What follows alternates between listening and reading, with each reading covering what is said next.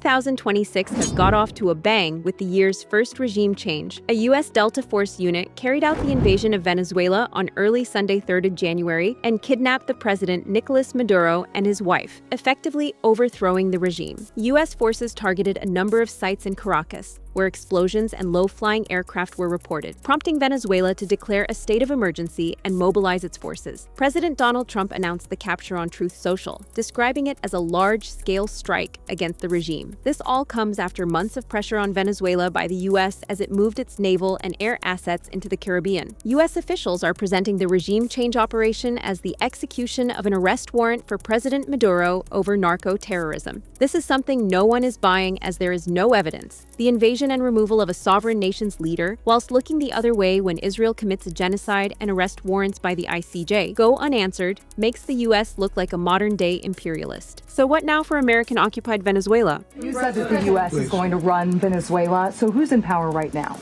Well, we're going to be running it with a group, and we're going to make sure it's run properly. We're going to have our very large United States oil companies, the biggest anywhere in the world, go in, spend billions of dollars, fix the badly broken infrastructure, the oil infrastructure, and start making money for the country. And we're going to get the oil flowing the way it should be. As you know, it was just a minor flow. It was actually a minor flow for what they have. But we're going to run it properly, and we're going to make sure the people of Venezuela are taken care of.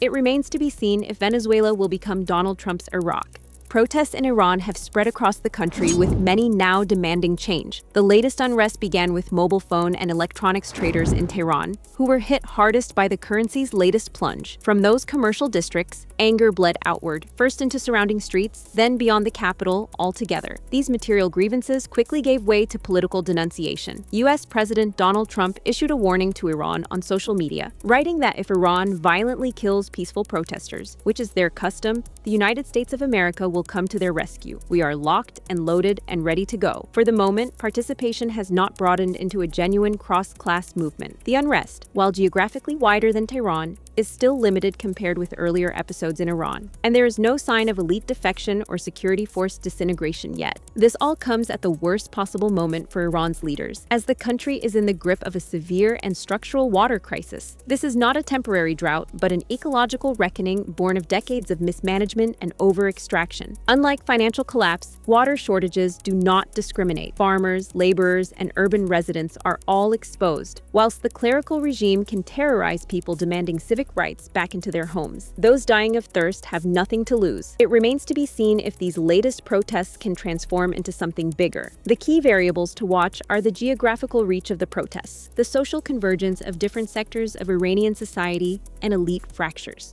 Separatist fighters were killed in air raids by the Saudi-led coalition on 2 military bases in Hadramaut on the 2nd of January.